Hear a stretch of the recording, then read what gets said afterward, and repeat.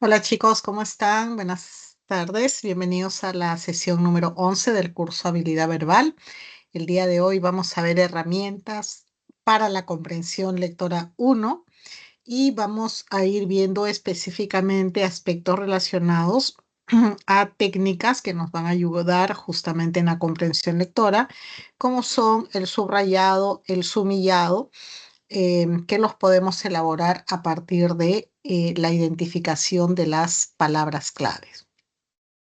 Pues bien, las palabras claves son aquellos términos que remiten a los contenidos más importantes de un texto, ¿no? Es decir, nosotros ya sabemos que un texto desarrolla un tema, pero conforme iniciamos la lectura de un texto, tenemos que ir identificando en torno a qué se va a referir el autor. Y obviamente eso lo vamos a conseguir, eso lo vamos a lograr a partir de la atención que tengamos sobre la lectura del texto.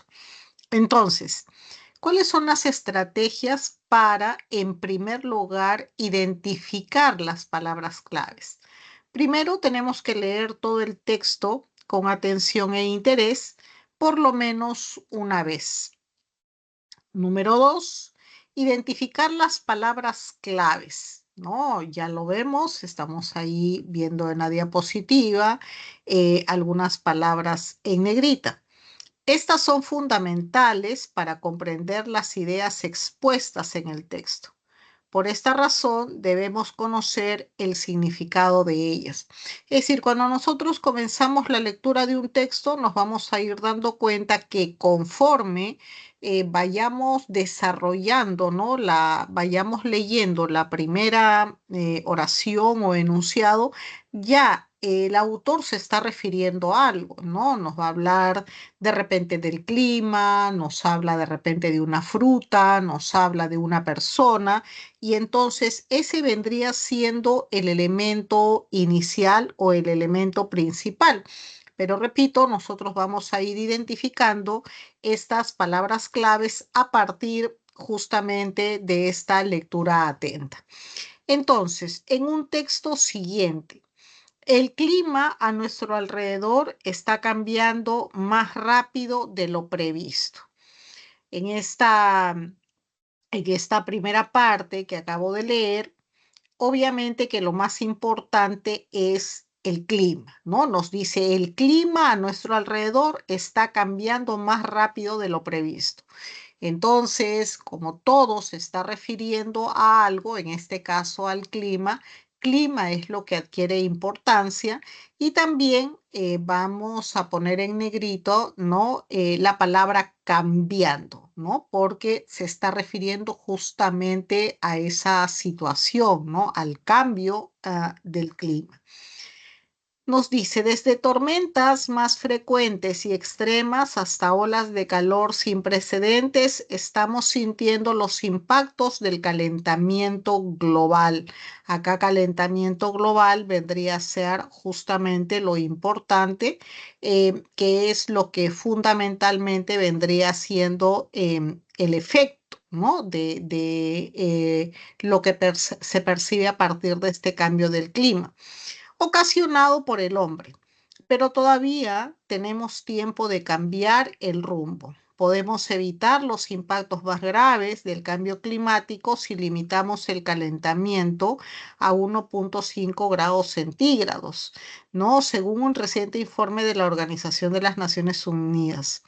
El mundo ya está 1 en un grado centígrado más caliente de lo que estaba entre 1850 y 1900, la época preindustrial. Y aunque no hay duda de que limitar el calentamiento a 1,5 grados centígrados será difícil, tampoco hay duda de que tenemos la tecnología necesaria para hacerlo y de que valdrá la pena. Entonces, en este texto que acabo de leer, estamos identificando una serie de palabras importantes que Iniciamos justamente diciendo que la principal era el clima, luego cambiando, luego calentamiento global y en esa línea de lo que ya vamos comprendiendo, ¿no? En esa intencionalidad, vamos viendo que otras palabras, ¿no? Vienen a ser cambio climático, ¿no? El calentamiento, ¿no? Y fundamentalmente eso vendría a ser lo que nosotros destacamos. Una vez que nosotros hemos podido identificar estas palabras claves, vamos a pasar al subrayado. El subrayado consiste en resaltar las ideas principales del texto que se lee, ¿no? Estas ideas deben ser destacadas para que en una próxima lectura su ubicación sea más rápida y sencilla. Fíjense que es importante que cuando nosotros hacemos la lectura de un texto, ¿no? Con fines obviamente de las evaluaciones que tenemos, lo hagamos ya identificando esto, ¿no? La palabra, ¿no? Las ideas importantes. Y como habíamos mencionado ya en alguna oportunidad, es importante que tras la lectura tengamos subrayados, ¿no? Entonces, el subrayado va a estar en función de la palabra clave que ya he identificado en el paso anterior. Si en el paso anterior ya identifiqué cuáles son las palabras importantes, en el subrayado viene a ser esa contextualización referida a la palabra, ¿no? Porque la palabra por sí sola no nos va a dar luces de nada. O sea, la palabra es el referente, el objeto, el elemento importante, ¿no? Que se nos está dando en el enunciado, en la oración, en el párrafo, eso es lo que vamos a ir identificando. Pero como segundo paso tenemos que aplicar el subrayado. El subrayado gira en torno entonces a las palabras claves. Y para que se entienda la palabra clave vamos a subrayar las palabras, ¿no? Aledañas, contiguas, próximas, para que se pueda comprender o contextualizar mejor esa palabra única y esa palabra clave que hemos identificado anteriormente. Entonces ahí ya vamos a ir construyendo, ¿no? Vamos a ir construyendo subrayados, ¿no? Que repito, van a contextualizar lo que ya hicimos previamente, es decir, la identificación de la palabra clave. Y con esto ya estamos identificando entonces lo más importante que nosotros tenemos en un texto. Ahora, el subillado. El subillado es un mecanismo útil para la comprensión lectora. Consiste en que el lector exprese con sus propias palabras la idea o ideas principales de una determinada sección del texto. Es decir, implica que él realice un parafraseo. Esta paráfrasis es escrita por el lector a manera de nota al margen del texto, al mismo nivel de la sección leída. Las consecuencias ocasionadas por el calentamiento global, en el caso de lo que hemos leído, son graves, ¿no? Ya que es un hecho el aumento de la temperatura en el planeta. No obstante, es posible limitar estas peligrosas repercusiones con el uso pertinente de la tecnología. Es decir, en el sumillado lo que vamos a juntar y no se trata únicamente de unir tal cual están, sino ya darle una redacción propia a todas estas enunciados o oraciones que hemos subrayado, porque estamos haciendo, fíjense, el proceso cómo tiene que hacerse. Si ya hemos identificado a partir de la palabra clave, ¿no? La contextualización que vendría a ser el subrayado, para hacer un sumillado, que no es otra cosa que un resumen de repente, párrafo por párrafo, vamos a juntar esas ideas, esos enunciados subrayados y obviamente vamos a hacerlo con una redacción adecuada, pero en donde fundamentalmente estemos, o sea, es el resultado de la unión justo de esto que estamos revisando. Vamos a ver a continuación con la aplicación de los ejercicios que tenemos en la separata, cómo vendría a ser la aplicación.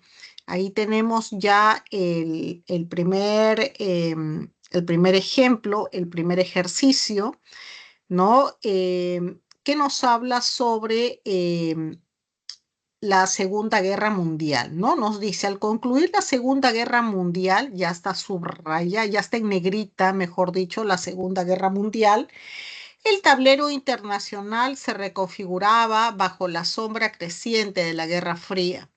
En este nuevo orden mundial, España, gobernada por el régimen de Franco, se encontraba marginada, vista con recelo por su pasado de simpatías autoritarias. Este aislamiento impulsó a España a buscar estrategias para reingresar en el concierto de naciones, destacando entre ellas su adhesión a la OTAN como maniobra para alinearse con el bloque occidental. En un mundo donde el poder nuclear definía el estatus de superpotencia, España percibía la necesidad de desarrollar su propia capacidad nuclear, no solo como un símbolo de soberanía, sino también como un medio para ejercer influencia y garantizar su seguridad. La presión de estar rodeada por potencias nucleares y el deseo de afirmarse en un escenario global dominado por estas impulsó a España a considerar el umbral nuclear como el objetivo estratégico primordial. Pues bien, en este texto, en este ejemplo que tienen en su separata, vemos que ya está en negrita lo más importante. Conforme se ha ido leyendo, estamos identificando que lo más importante, es decir, a lo que se va refiriendo el autor, ¿no? Ya está fundamentalmente en negrito, tal como lo pueden apreciar ustedes. Pues bien, el segundo paso era el subrayado, ¿no? Y bueno, respecto al subrayado, aparte de lo que hemos dicho en el PPT, existen varias formas de ejecutar esta técnica, nos dice acá en la separata como aspecto importante. Entonces, una de esas primeras formas o principales formas es la lineal, es decir, se traza la línea debajo de la idea que queremos resaltar por ser importante, es lo que generalmente hacemos, ¿no? Lateral, se destacan varias líneas o párrafos con una línea vertical al margen del texto. Bueno, esto es cuando de repente, ¿no? La lateral queremos tener presente para más adelante, ¿no? Que de repente oraciones o que párrafos están vinculados, ¿no? En relación a la información. Y realce, si utiliza un código personal, es decir, palabras, asteriscos, perdón, gráficos, etc. Pues bien, estos tres tipos de subrayado debemos tenerlos en cuenta. El lineal es el que ustedes ya conocen, el clásico. El lateral, es decir, el vertical, ¿no? El vertical, como en este caso, ¿no? El vertical es cuando queremos de repente vincular o darnos cuenta para más adelante, ¿no? Qué enunciados, oraciones, líneas hay información vinculada o muy relacionada. Entonces podemos usar, ¿no? Estas líneas de subrayado lateral. Pues bien, pero el subrayado de realce algo que debemos tener con especial cuidado, ¿no? Y debemos aplicarlo siempre para nuestras lecturas. Repito, el del realce se utiliza un código personal, es decir, palabras, asteriscos, gráficos. El realce nos debe servir fundamentalmente para tener identificada la información, ¿no? Fíjense que cuando nos dice que se trata de un código o una forma o una técnica personal es porque nosotros mismos debemos crearla, ¿no? Porque la idea de este subrayado, chicos, es que nosotros, después de leer un texto, y a veces los textos son muy abundantes en información, a la primera que hemos terminado la lectura ya esté subrayado el texto, de tal manera que cuando vayamos a la primera, segunda, tercera pregunta, ¿no? Y luego de repente tengamos que buscar la información en el texto, no estemos empezando nuevamente de cero, ¿no? Y estemos frente a un texto, ¿no? Sin ningún tipo de raya. ¿No? Al haber subrayado, al haber puesto en círculo, al haber puesto un asterisco para determinadas cosas, ¿no? O hacer diferenciados, de repente doble subrayado, o para otras cosas, de repente líneas curvas, ¿no? Para hacer la diferenciación. Eso es lo importante, que ustedes conforme van leyendo un texto y vean la intencionalidad del mismo, vayan direccionando y cambiando ya con un estilo de ustedes propio, particular, un tipo específico de subrayado. De repente, si me doy cuenta que en un texto utilizan mucho los años, hay muchos años, no vemos, no a golpe de vista que hay muchos años, de repente los años los puedo encerrar en círculos, ¿no? Si de repente vemos que en el texto tiene que ver mucho, nos damos cuenta con la evolución, ¿no? El aspecto biográfico de una persona, nació, creció, estudió, ¿no? Trabajó, ¿no? Y finalmente falleció. Bueno, eso también podemos tener de repente un tipo de subrayado, de repente a eso lo podemos poner en un recuadro, ¿no? O en una L, ¿no? En el momento que nació, en qué momento vivió en determinado lugar, en qué momento viajó al extranjero, en qué momento recibió un premio, ¿no? Porque ya cuando nosotros nos damos cuenta que hay mucha información de carácter biográfico, con tanto detalle, datos, evolución, seguramente va a ser importante que lo tengamos diferenciado eso. Entonces, no nos ayudaría que igual lo pongamos en círculo como los años. Tiene que haber una diferenciación. Y si más adelante de repente me encuentro con que nos ubican también algunas citas, algunas declaraciones que hizo el personaje, ¿no? Eso lo ponen entre comillas en el texto, bueno, es igualito, le puedo hacer subrayado doble.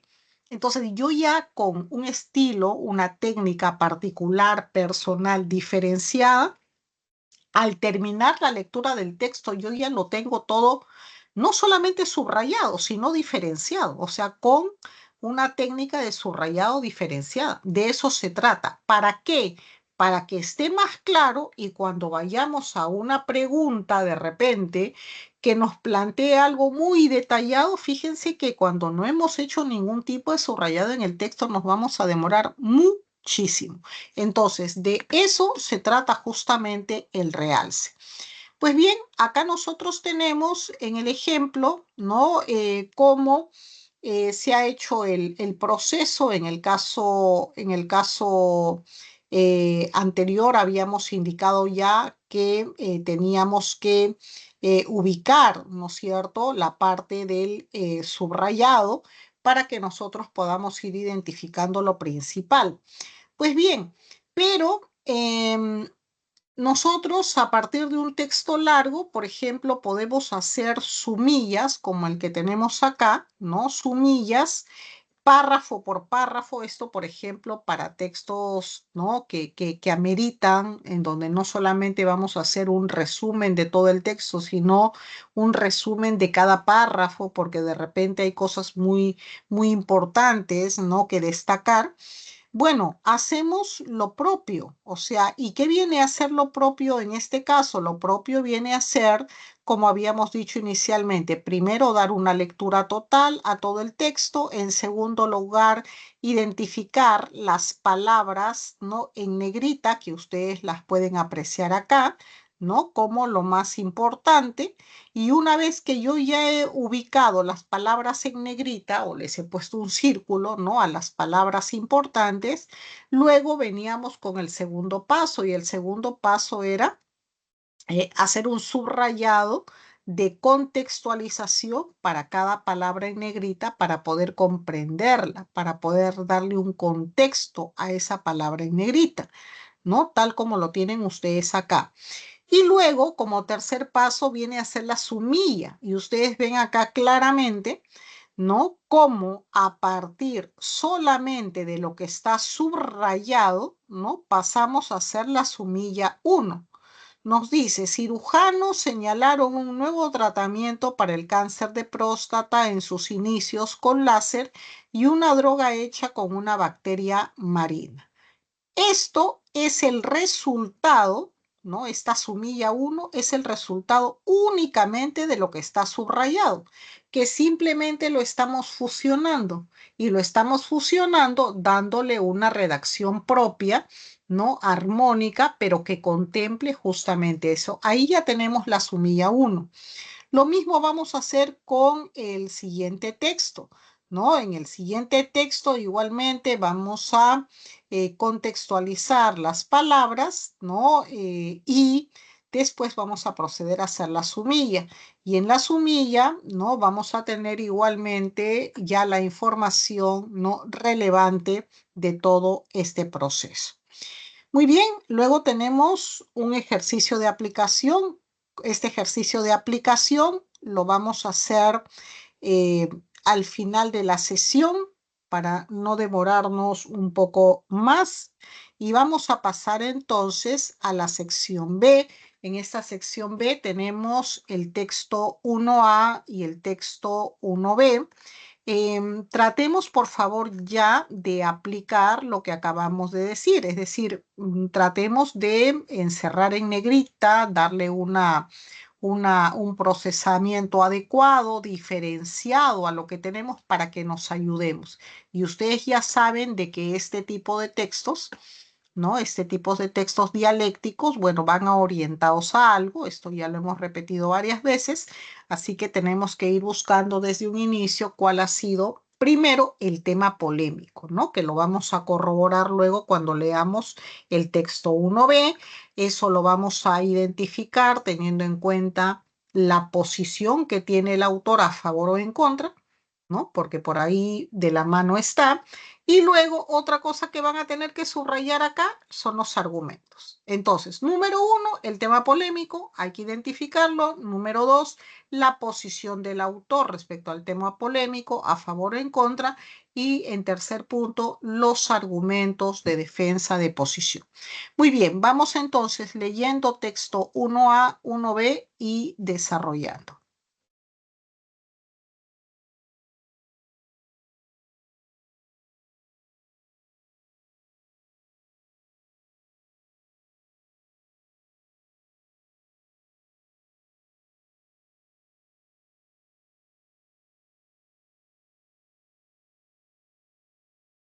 Muy bien, vamos entonces desarrollando el texto 1A y el texto 1B, por favor, chicos, leemos.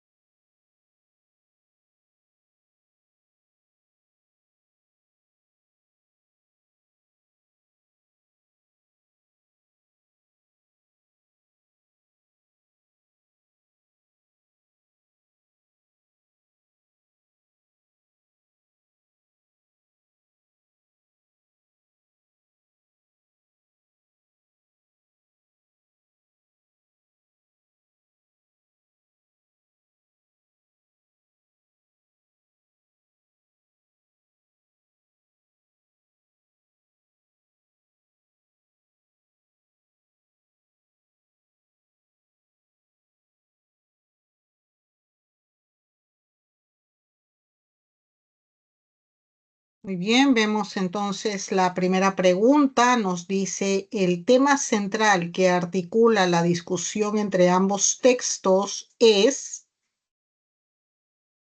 ¿cuál es el tema polémico? ¿De qué tratan ambos autores?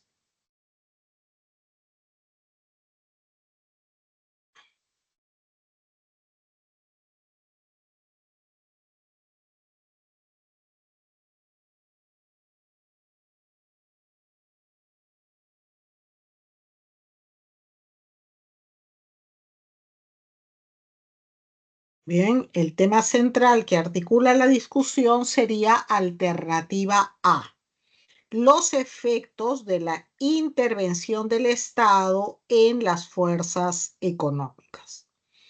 Fíjense, ambos textos tienen como tema articulador justamente la presencia del Estado como regulador de las fuerzas económicas.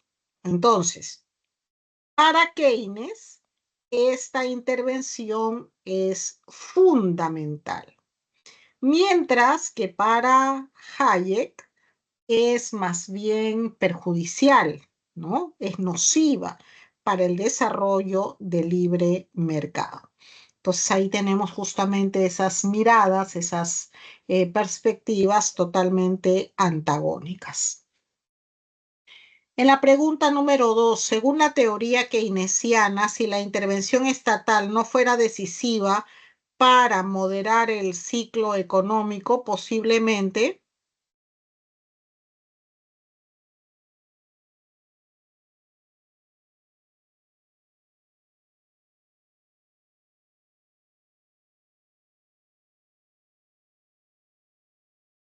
según la teoría keynesiana, si la intervención estatal no fuera decisiva para moderar el ciclo económico, posiblemente,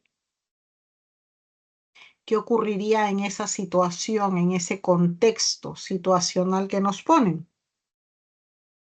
Alternativa D.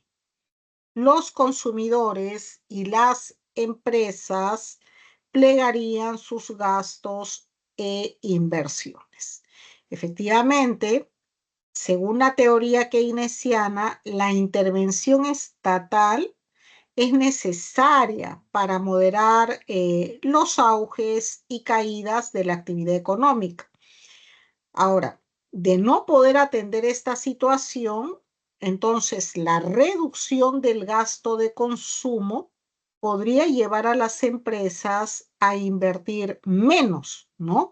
Frente a una menor demanda de sus productos en el mercado, ¿no? Porque finalmente todo lo decide el mercado. Muy bien, pregunta número 3. En el texto 2b, el significado de compras discrecionales se refiere de forma específica ¿a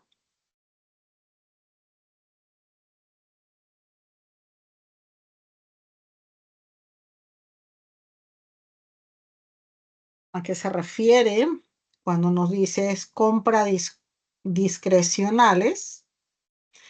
Se está refiriendo pues a alternativa B, a bienes suntuarios, ¿no? La frase compras discrecionales se relaciona con las compras de bienes que se separan de los artículos de primera necesidad. En la pregunta 4, de los argumentos expuestos en el texto 2A sobre la intervención del Estado en la economía, es incompatible sostener que durante una recesión,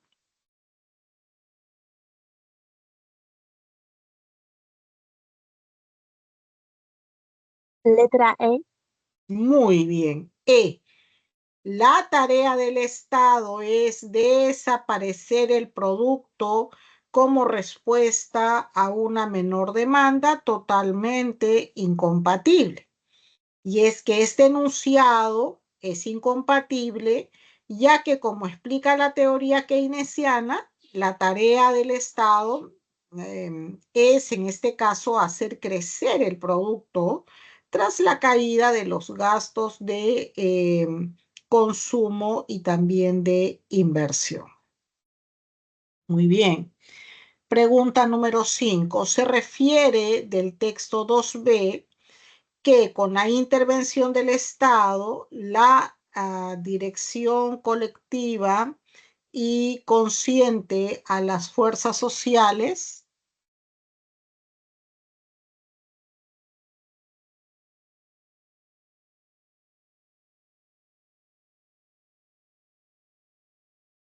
es una pregunta de inferencia alternativa.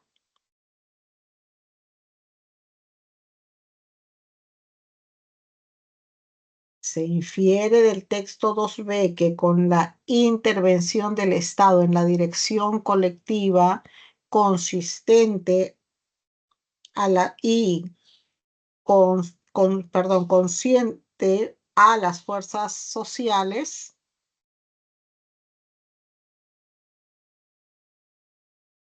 Alternativa A.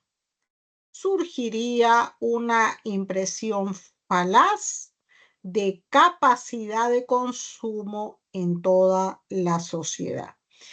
Y es que cuando el Estado interviene de dirección colectiva y consciente a las fuerzas sociales, consecuentemente lo que hace más bien es reemplazar el mecanismo impersonal y anónimo del mercado porque no permite desarrollar la capacidad socialmente mal distribuida, ¿no?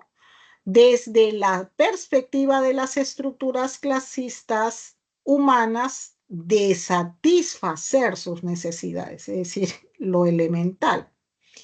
Por ello, pues, parecería que existe en todos los individuos la misma potencialidad de satisfacer, pues, necesidades accediendo al mercado.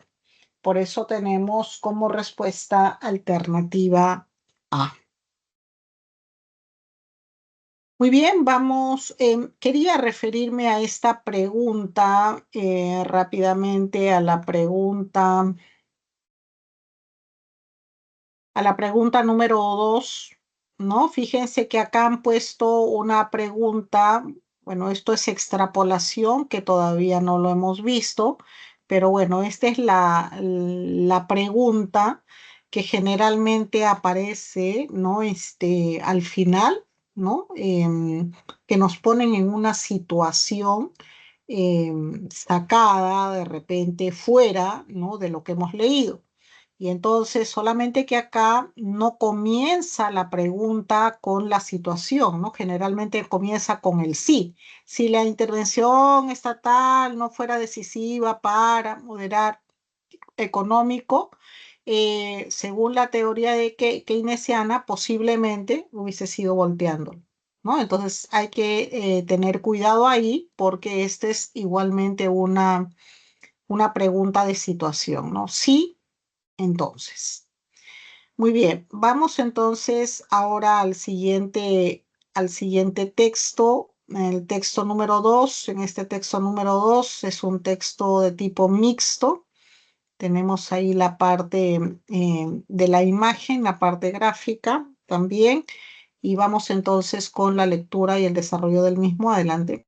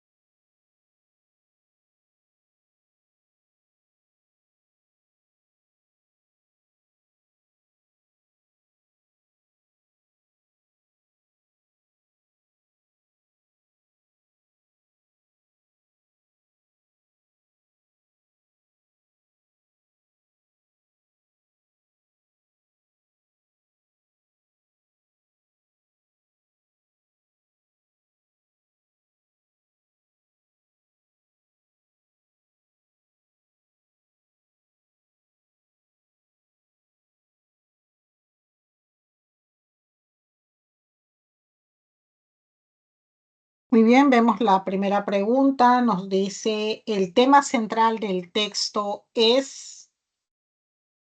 ¿De qué trata el texto?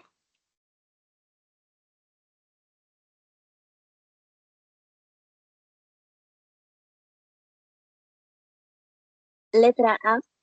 Muy bien. A. Las diferencias legales entre los refugiados y los migrantes, ¿no?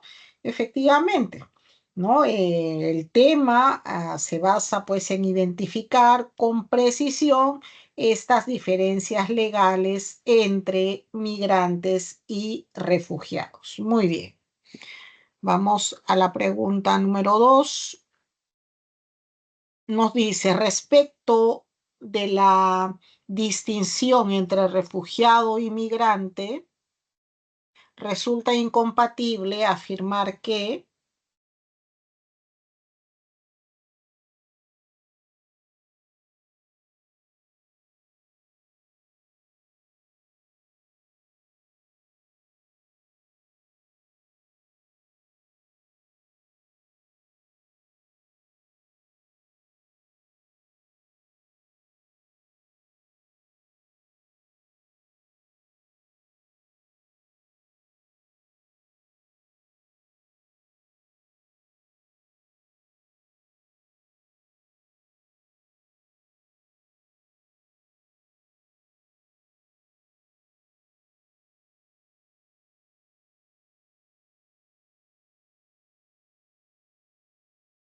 respecto de la distinción entre refugiado y migrante, resulta incompatible afirmar que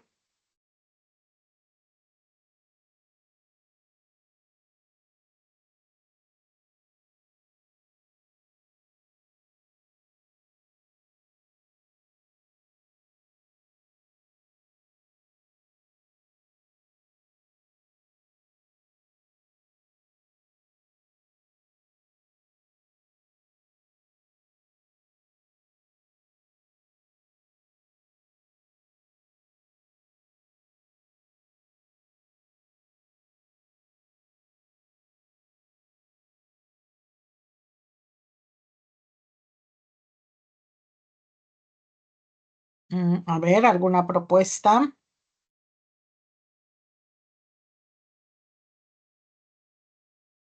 Letra D. Muy bien. De dado.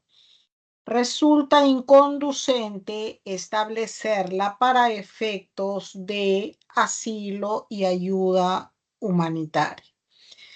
Fíjense, la distinción entre refugiado y migrante sí es relevante para ofrecer justamente asilo humanitario, ¿no? Porque el primero, a diferencia del segundo, no tiene alternativas para mantenerse en su país, ¿no? De forma, digamos, segura, ¿no? Por eso tenemos en este caso alternativa de dado. Muy bien, vamos entonces a la siguiente pregunta, pregunta número 3. En el segundo párrafo, el término fundados connota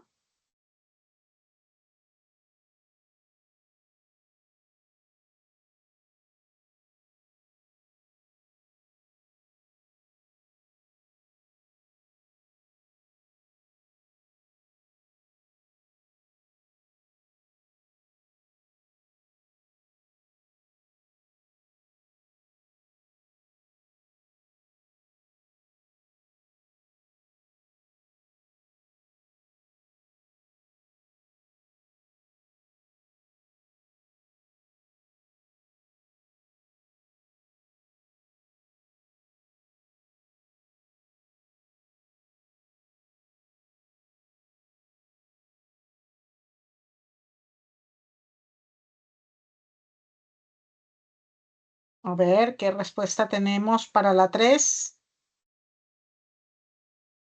Que connota fundados. Alternativa E. Muy bien. E. Ahí en el texto fundado se vincula con el término certeza, pues, ¿no? Ya que el refugiado tiene la seguridad que su vida corre riesgo en el lugar justamente del que migra, ¿no? Muy bien. Pregunta número 4. Sobre la chuleta presentada en la caricatura se infiere que...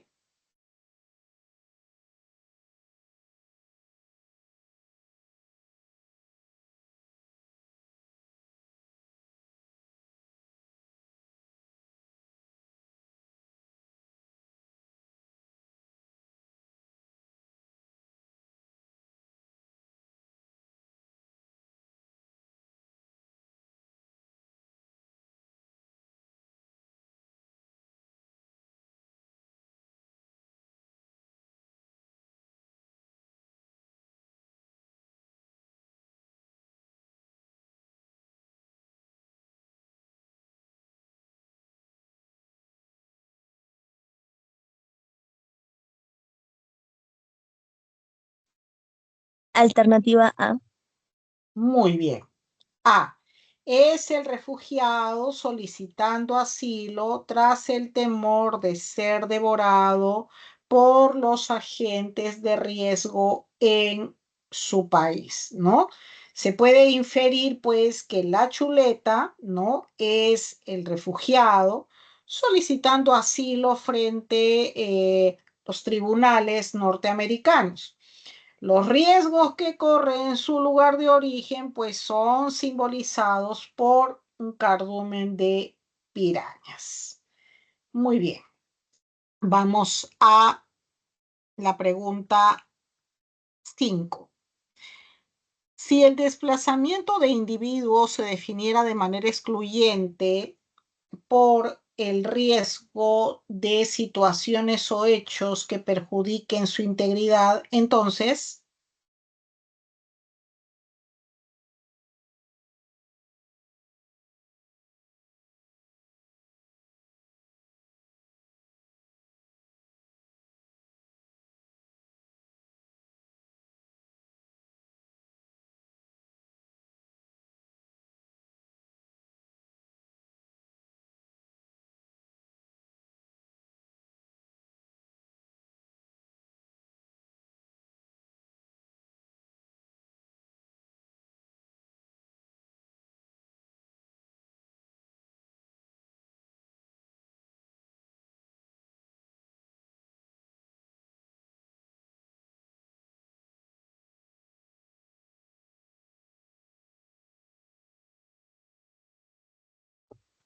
Alternativa B.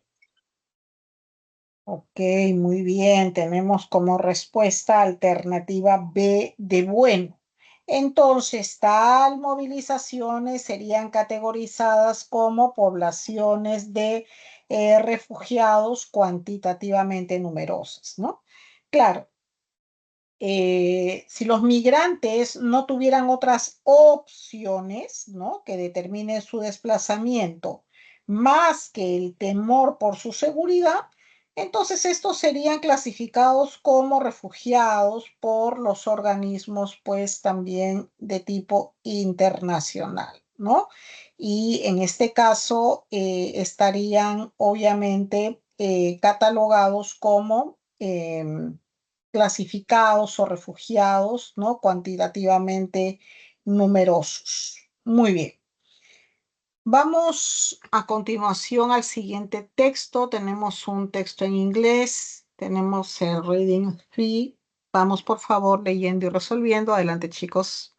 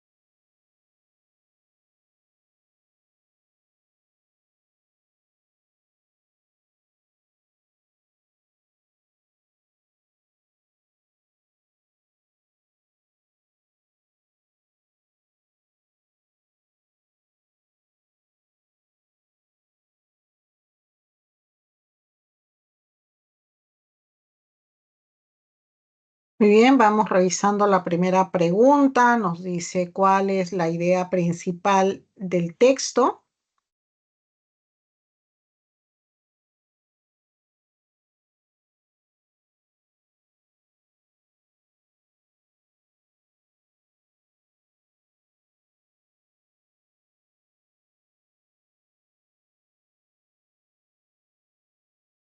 ¿Cuál es la idea principal de la lectura?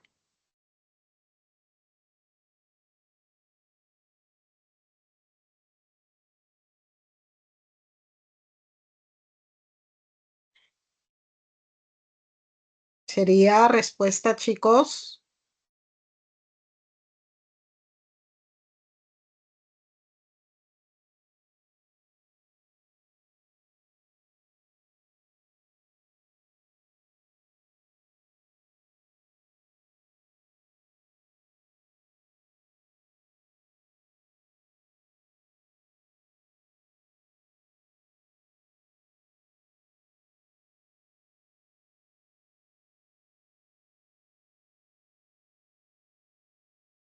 Ok, respuesta para la pregunta 1 es alternativa A. El insomnio es el tipo más común de privación del sueño en los adultos estadounidenses, ¿no?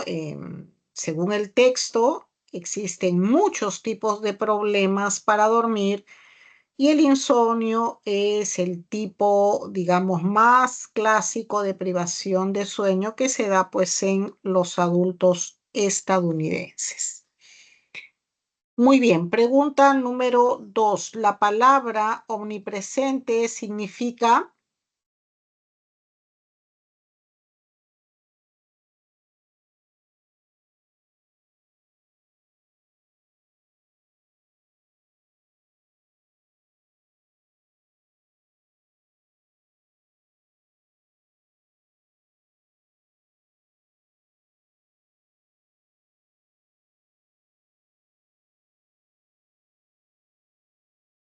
La palabra omnipresente significa.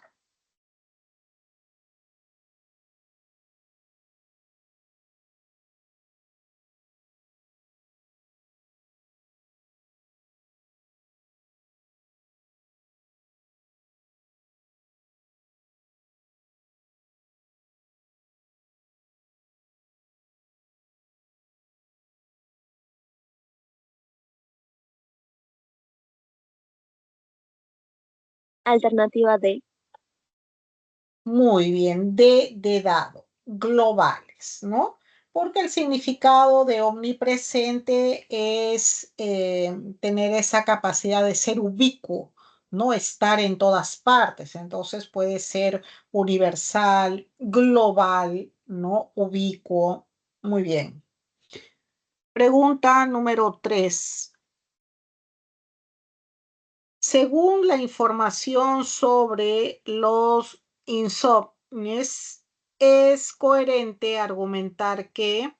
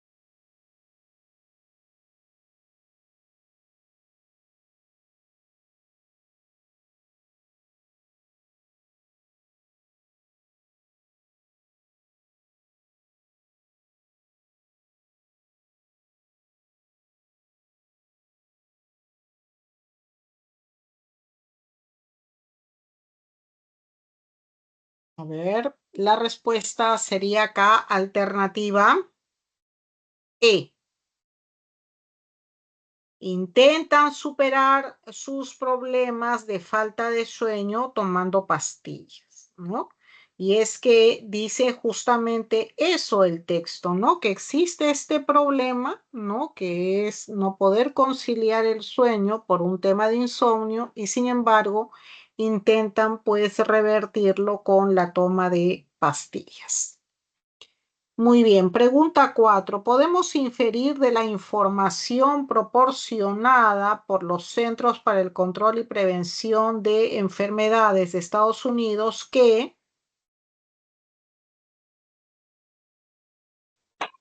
Alternativa E.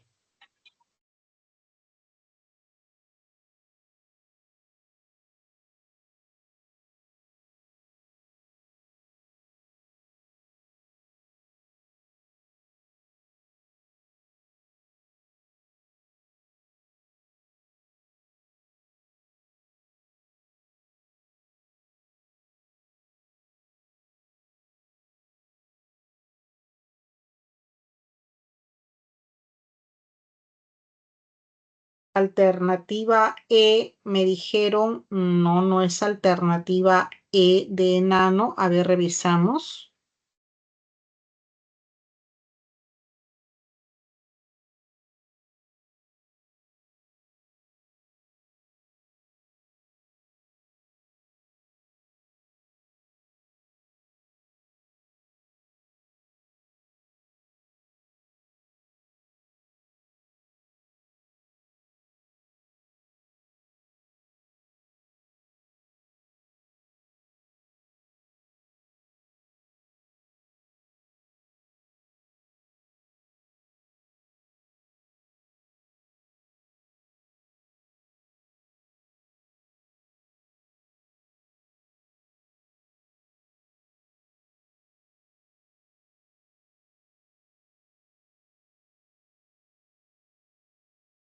Sería en este caso alternativa B. Al menos más de 40 millones de adultos estadounidenses sufren de insomnio. Ojo que acá el texto dice pues que el insomnio es el problema más común de falta de sueño, ¿no? Como resultado, pues al menos más de la mitad de los adultos estadounidenses estudiados debe tener, bueno, en claro ese problema, ¿no? Ese problema de sueño. Muy bien, pregunta número 5. Si consideramos que una persona tiene falta de sueño cuando duerme menos de 8 horas por noche en lugar de 7, entonces,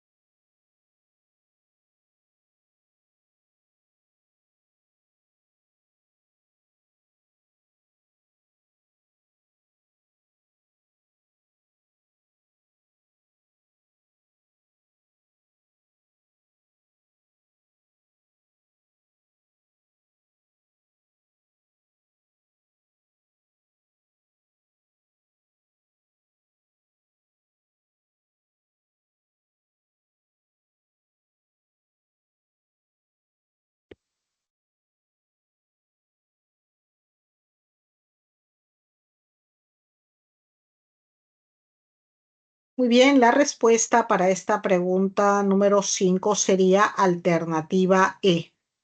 el número de adultos estadounidenses, ¿no?, con falta crónica de sueño probablemente aumentaría. Y es que el estudio considera personas que duermen menos de 7 horas por noche. Entonces, ya en la situación de la pregunta, tendríamos que añadir a personas que duermen, en este caso, pues menos, ¿no?, de 8 horas. Y con esto, obviamente, aumentaría la cantidad. Por eso tenemos como respuesta alternativa E. Muy bien, vamos entonces a continuación con el último texto, Reading 4. Vamos por favor leyendo y resolviendo. Adelante.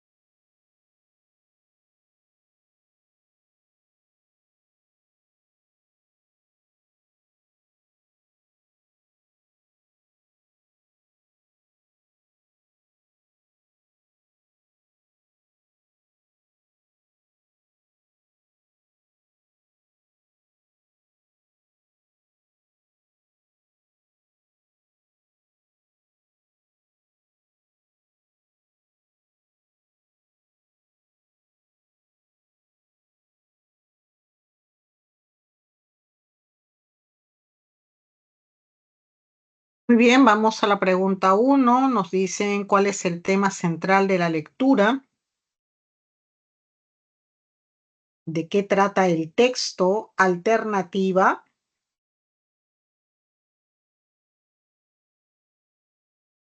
Alternativa C. Una investigación sobre el uso que los jóvenes le dan al correo electrónico y a los mensajes de texto. De eso trata este texto. Pregunta número 2. ¿Cuál es el sinónimo de la palabra señor?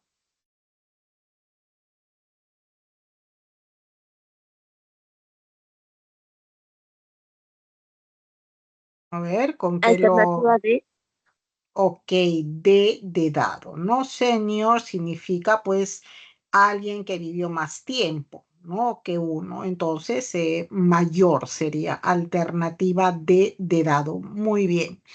Pregunta número 3. Según el correo electrónico, como forma de comunicación, es incompatible decir que... Teniendo en cuenta que el correo electrónico es una forma de comunicación, es incompatible decir que...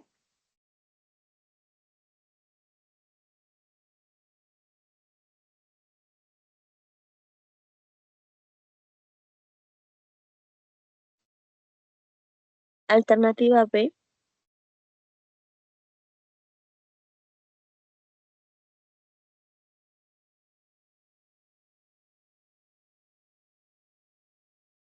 Incompatible,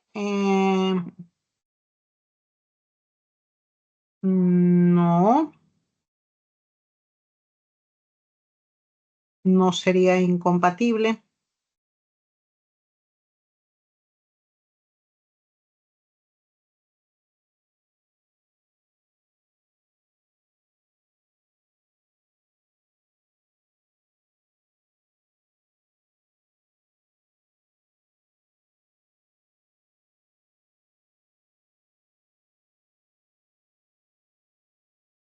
Perdón, en la pregunta 3, según sería claro, tendríamos alternativa B. Se percibe como más formal y decente que enviar mensajes de texto. Claro, tendríamos la alternativa B de bueno, como había dicho su compañero, incompatible. ¿No? Porque el correo electrónico se percibe, bueno, como más formal que los mensajes de texto, ¿no? Entonces, en este caso, los jóvenes fundamentalmente no elegirían esta opción de repente cuando quieren comunicarse de otra manera, ¿no? Siguiente pregunta, pregunta número 4. Podemos inferir que los requisitos que necesita para iniciar una conversación enviando un mensaje de texto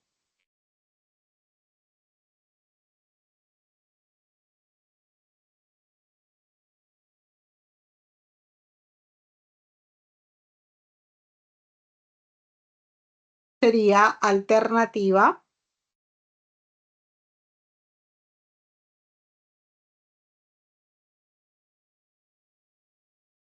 ¿Cómo los iniciamos?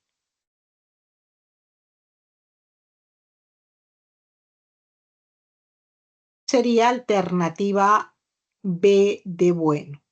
No son iguales en las diferentes plataformas que tienen los estudiantes para comunicarse. Y es que para iniciar una conversación, bueno, en WhatsApp, ¿no? Necesitas, ¿no? De repente un número de teléfono móvil, ¿no? O identificador de WhatsApp. Y en Facebook y en otras, ¿no? Necesitas un nombre. Por lo tanto, los requisitos para las diferentes plataformas, pues obviamente son diferentes. Pregunta número 5. Si uno de los estudiantes de 18 a 24 años referidos en la investigación consideró que la mensajería de texto es tan formal como el correo electrónico, entonces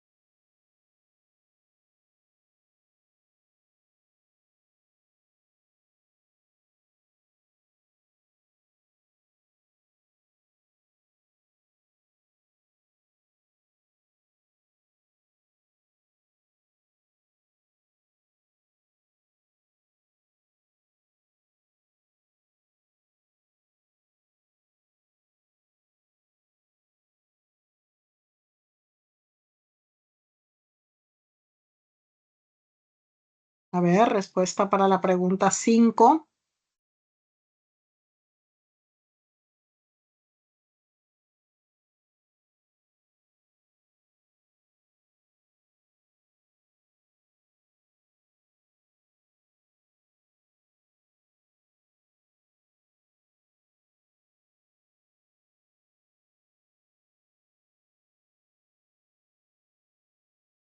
Obviamente que el hecho de que sea un solo estudiante no cambiaría la situación, ¿no? Entonces prácticamente tendríamos prácticamente lo mismo. Por lo tanto, la alternativa sería